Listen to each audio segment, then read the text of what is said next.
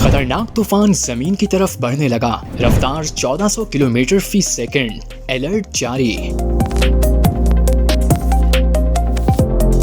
खबरदार होशियार, खतरे की घंटी बज गई। खतरनाक तूफान जमीन की जानिब बढ़ने लगा। रफ्तार आपकी सोच से भी ज्यादा। 1400 किलोमीटर फी सेकंड। कब टकराएगा, क्या नुकसान हो सकता है?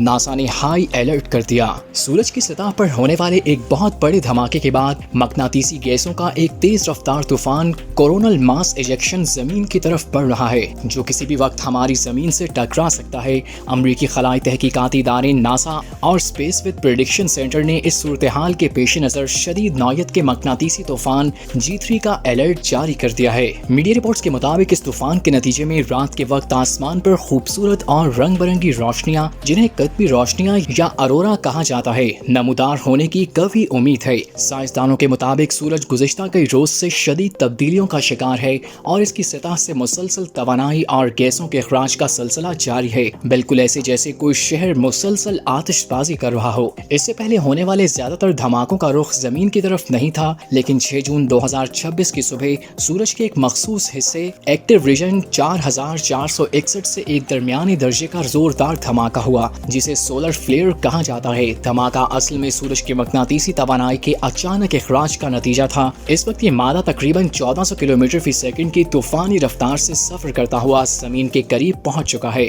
जब सूरज की तवानाई जमीन की मकनातीसी ढाल से टकराती है तो जमीन के माहौल में एक आरजी हलचल पैदा होती है, जिसे जियोमैग्नेटिक स्टॉर्म कहा जाता है। इस टकराव के नतीजे में चार्जशुदा ज़रात जमीन के बालाई माहौल की गैसों से मिलकर सब्ज, अर्गवानी और सुर्ख रंग की खूबसूरत लहरें बनाते हैं, जो आसमान पर तैरती हुई दिखाई देती हैं। साइंसदानों के मुताबिक इस तूफान की शिद्दत का असल फैसला उस वक्त होगा जब ये शमसी मवाद जमीन के करीब मौजूद सैटेलाइट्स तक पहुंचेगा। इस वक्त सिर्फ 15 से 60 मिनट पहले वाज़े अंदाजा हो सकेगा कि इसके असरात कितने मजबूत होंगे। इससे कबल मई 2024 में भी इसी तरह का एक शदीद तूफान आया था, जिसने दुनिया भर के आसमान को रंगीन कर दिया था।